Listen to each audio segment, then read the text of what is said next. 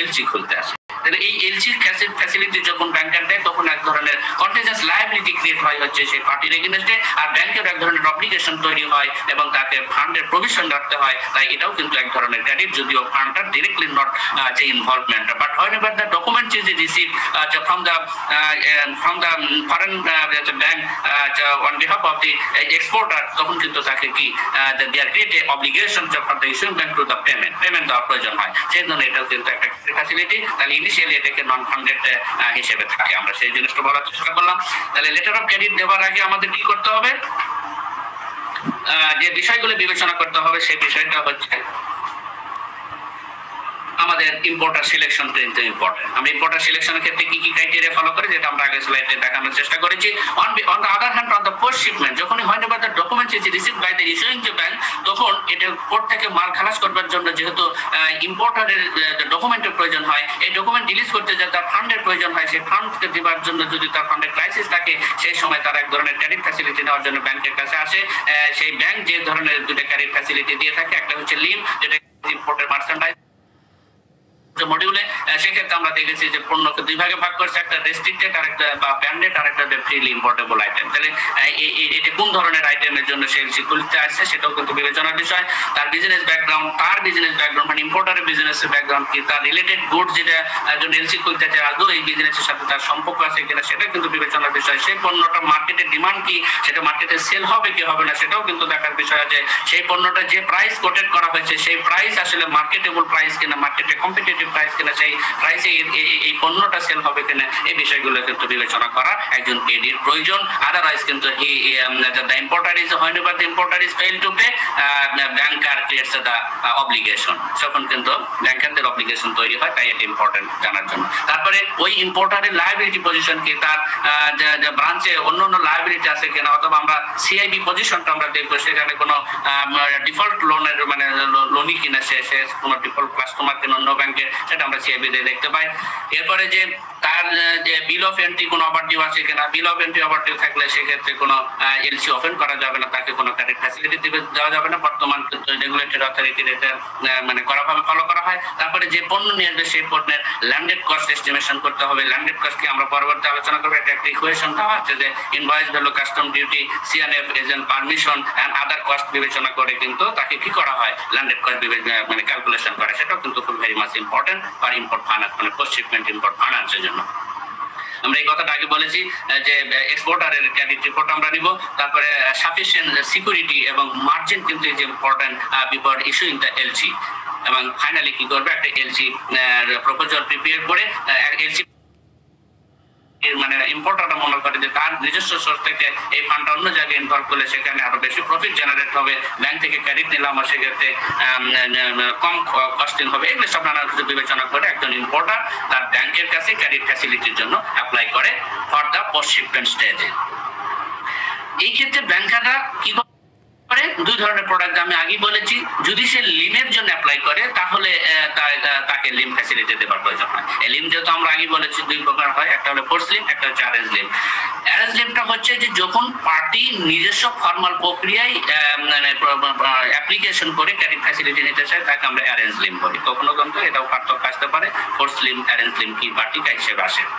আর force Lim হচ্ছে party যদি document receive করার পরে ইম্পোর্টার যদি ব্যাংকের সাথে কোনো ধরনের কন্ট্যাক্ট না করে, কমিউনিকেশন না করে, সেক্ষেত্রে যেহেতু ফরেন ব্যাংকে পেমেন্ট করা একটা ইস্যুইং ব্যাংকের অব্লিগেশন আছে, সেহেতু তার এগেইনস্টে ফার্স্টলি একটা লোন ক্রিয়েট করে কি মানে ইম্পোর্টারটা মনে করে যে তার নিজস্ব সোর্স থেকে এই ফান্ডটা অন্য জায়গায় ডকুমেন্ট রিসিভ করার পরে ইম্পোর্টার যদি ব্যাংকের সাথে কোনো ধরনের কন্ট্যাক্ট না করে, কমিউনিকেশন না করে, সেক্ষেত্রে যেহেতু ফরেন ব্যাংকে পেমেন্ট করা একটা ইস্যুইং ব্যাংকের অব্লিগেশন আছে, সেহেতু তার এগেইনস্টে ফার্স্টলি একটা লোন ক্রিয়েট করে কি করে ফরেন ব্যাংকে পেমেন্ট দিয়ে থাকে, সেটাকে আমরা ফোর্স লিম বলে থাকি। এখানে কিন্তু অ্যাজ পার ডেলিগেশন অনুযায়ী প্রত্যেকটি এডিরই একটা অ্যাপ্রুভাল নিতে হয়। However, for the forced limb justify the landed cost at auction. অকশনের সময় আসলে ল্যান্ডেড কস্টকে মানে এখানে জাস্টিফাই করা হয়, আর অ্যারেঞ্জ লিমের ক্ষেত্রে এই ল্যান্ডেড কস্ট ক্যালকুলেশন করা হয় বিফোর অ্যাপ্রুভাল।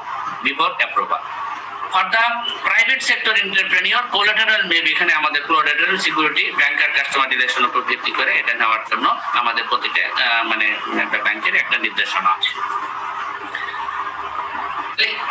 এটার মাধ্যমে লোন ক্রিয়েট করার মাধ্যমে ডকুমেন্ট রিলিজ করে দেয়, তারপরে ইম্পোর্টার সেই ডকুমেন্ট নিয়ে যায় ফরেন কাস্টম বা পোর্ট থেকে পণ্যটা কি করে, পণ্যটা রিলিজ করে সেটা তার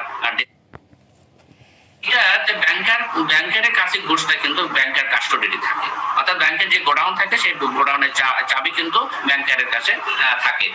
এই জায়গায় আরো বেশি সতর্কতার জন্য ব্যাংকের যে কার্ডের স্টক এবং ড্রয়িং পাওয়ারটা রেজিস্টার মেনটেন করা হয় এবং সেটা ইফেক্টিভলি এই গুডটাকে প্রপারলি মানে সেটাকে হ্যান্ডেল করা হয়।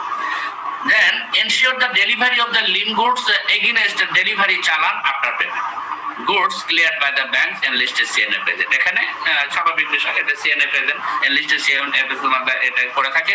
পেরিশেবল আইটেম বা এখানে একটা ইম্পর্টেন্ট বিষয়, কোনো পেরিশেবল আইটেম অথবা ক্যাপিটাল মেশিনারি অথবা ইকুইপমেন্টের এর জন্য কিন্তু কোনো লিম ক্রিয়েট করা যাবে না। Are not consider for the providing the credit facility as a lien. Insurance coverage the risks like fire, theft, other risks is the joint name of the bank and the party। এই বিষয়গুলো কিন্তু বিবেচনা করতে হবে। এক্ষেত্রে landed cost বলতে আমরা কি বোঝাই সেই জিনিসটা আমরা দেখবো। এটা ব্যাংকের কাছে প্রত্যেকটা পণ্যের একটা ইনভয়েস ভ্যালু থাকে, আমরা সেটাকে ধরে নিলাম আর্টিফুলেক্স। দেন সেখানে কাস্টম ডিউটি, ট্যাক্স, ভ্যাট এই জাতীয় গভর্নমেন্টের যে রেগুলেটরি যে ধরনের কস্টিং গুলো থাকে সেটা আমরা ডাবল এক্স ধরলাম। এরপর সিএনএ প্রেজেন্ট যেহেতু তাদের মাধ্যমে পণ্যটাকে রিলিজ করতে হয়, তাদের একটা কস্টিং বা কমিশনিং থাকে, সেটাকে আমরা বলে ধরলাম। দেন হচ্ছে ফ্রেট এন্ড ড্যামারেজ, ট্রান্সপোর্টে মাল থাকলে সেটা যদি একটা ডিউ টাইমে পড়ে এখানে বিভিন্ন রকমের ড্যামারেজ দিতে হয়। ওই পণ্যটা সিপোর্ট থেকে তার ডেস্টিনেশনের জন্য এক ধরনের কস্টিং থাকে, সেগুলোকে আমরা যদি আরেকটু কস্টিং ধরি, তারপরে আদার যদি কোনো কস্টিং কার্ড হয় সে সবকিছু মিলে আমরা যেই সামারিটা পাবো সেটাকে আমরা landed cost, propose landed cost বলবো।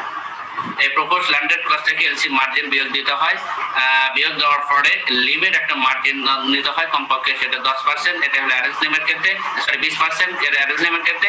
এই কটা জিনিস বিয়োগ করার পরে যেটা অ্যামাউন্ট হয় সেটা আমরা প্রপোজ লিম অ্যামাউন্ট বলতে, এটা প্রপোজাল প্রিপারেশন করার জন্য প্রয়োজন হয়।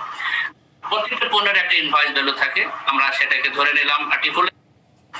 দেন লোন এগেইনস্ট ট্রাস্টেসি, লোন এগেইনস্ট ট্রাস্টেসিতে যে বিষয়গুলো বিবেচনা করা হয় সেটা হচ্ছে যে অ্যাজ পার ডেলিগেশন পাওয়ার অনুযায়ী এটাকে অ্যাপ্রুভাল নিতে হয়। এই ক্ষেত্রে যে বিষয়গুলো কনসিডারেশন করা হয় সেগুলো একজন ইম্পোর্টারের বিজনেস এক্সপেরিয়েন্স, তার এডুকেশনাল ব্যাকগ্রাউন্ড, তার ইন্টিগ্রিটি, তার অনেস্টি, তার সলভেন্সি, তার ক্যারেক্টার, তার ক্যাপিটাল সলভেন্সি, এইসব বিষয় কিন্তু বিবেচনা করে। তার সাথে তার ব্যাংকের সাথে তার রিলেশন কেমন, এই বিষয়গুলো কিন্তু আমরা আগে আলোচনা করছি এবং এখানে প্রত্যেকটা ব্যাংকের রুলস অনুযায়ী এখানে কোলাটেরাল নেওয়ার কথা বলা আছে। First, landed cost of the imported goods before delivered to the importers against payment by adding all the charge। এই চার্জগুলো আমরা আগে বলছি কি কি চার্জ এখানে বিবেচনা করার প্রয়োজন। আর এলসি মার্জিন বেসিক্যালি কিন্তু এর ক্ষেত্রে আমাদের এই ল্যান্ডেড কস্ট ওইভাবে ক্যালকুলেশন করার প্রয়োজন হয় না, বাট এক্ষেত্রে কিন্তু এই বিষয়গুলো কিন্তু বিবেচনা করতে হয় যে মার্কেটে এই পণ্যটা নিয়ে এসে সেই পণ্যটা আসলে মানে মার্কেটে সেল হবে কিনা, এটাকে বিবেচনা। Then loan against trustee. First, landed cost of the imported goods before delivered to the importers against payment by adding all the charge। এই চার্জগুলো আমরা আগে বলছি কি কি চার্জ এখানে বিবেচনা করার প্রয়োজন। আর এলসি মার্জিন বেসিক্যালি কিন্তু এর ক্ষেত্রে আমাদের এই ল্যান্ডেড কস্ট ওইভাবে ক্যালকুলেশন করার প্রয়োজন হয় না, বাট এক্ষেত্রে কিন্তু এই বিষয়গুলো কিন্তু বিবেচনা করতে হয় যে মার্কেটে এই পণ্যটা নিয়ে এসে সেই পণ্যটা আসলে মানে মার্কেটে সেল হবে কিনা, এটাকে বিবেচনা করতে হবে। এলসি মার্জিন এক্সট্রা করার প্রয়োজন হয়, এলটিআর ফ্যাসিলিটি প্রোভাইড করবার পূর্বেই। এরপর ইম্পোর্টেড গুডস আর clear by the banks and listed CNA present. মোরলেস এলটিআর এবং লিম একই ধরনের মানে অ্যাক্টিভিটিস বা তার প্রসেসটা মোরলেস সেম। দুটার ক্ষেত্রে যেটা ঘটে, একটার ক্ষেত্রে গুডসের কন্ট্রোল থাকে ব্যাংকারের কাছে, আর এলটিআর এর ক্ষেত্রে গুডসের কন্ট্রোল আমাদের ইম্পোর্টারের কাছে থাকে। এখানে তার সেই জন্য কোলাটেরাল সিকিউরিটি হিসেবে বিবেচনা করা হয় এবং গুডসের উপর কোনো কন্ট্রোল ব্যাংকার নেয় না। এটাই হলো মূলত